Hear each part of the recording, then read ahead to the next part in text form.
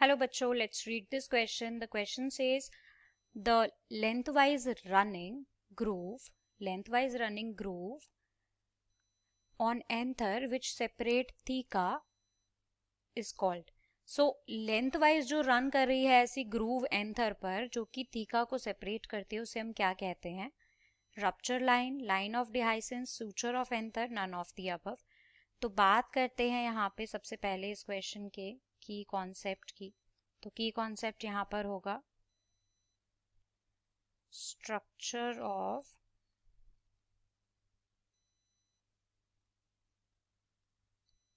Flower, right. सो flower के अंदर जितना भी स्ट्रक्चरल पार्ट है वहां से ये क्वेश्चन आया है. तो देखो, अब हम एक बार ड्रॉ करते हैं स्टेमन को. तो स्टेमन होता है कुछ ऐसा, राइट. तो अब अगर इसकी आउटलाइन करके दिखाऊं तो स्टेमन होता है कुछ ऐसा, जिसमें से अगर मैं यहाँ पर इसकी बात करती हूँ लेबलिंग की, तो ये हमारा होता है एंथर और ये हमारा होता है फिलामेंट, राइट.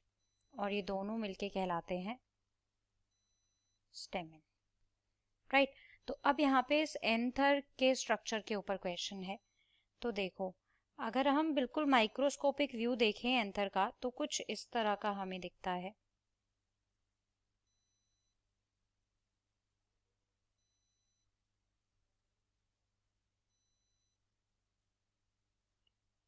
कुछ इस तरह का हमें दिखता है, right.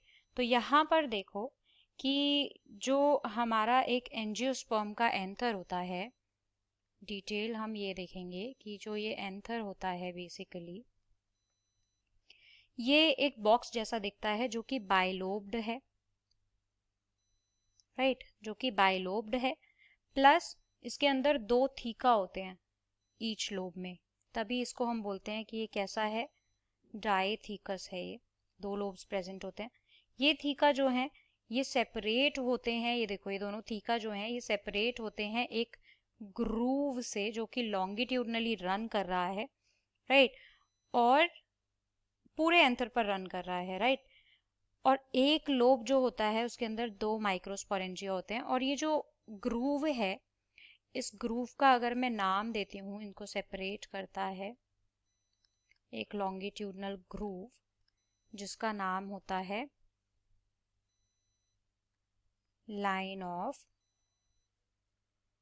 डिहाइसेंस, right. Line of dehiscence.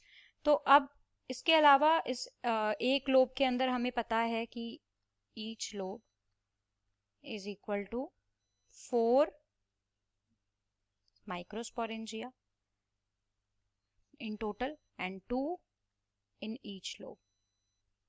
तो ये तो रही बाकी बात.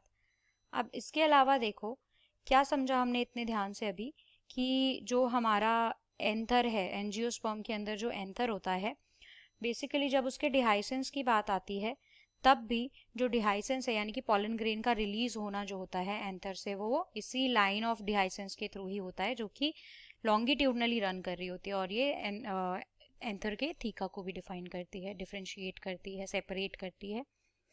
तो जब हम बात करते हैं सूचर ऑफ एंथर की, तो सूचर ऑफ एंथर के से तो कोई भी इफेक्ट नहीं पड़ रहा है थीका पर. तो अकॉर्डिंग टू दिस यहाँ पर हमारा करेक्ट आंसर हो जाएगा option B. So I hope you understood it well. Best of luck. Thank you.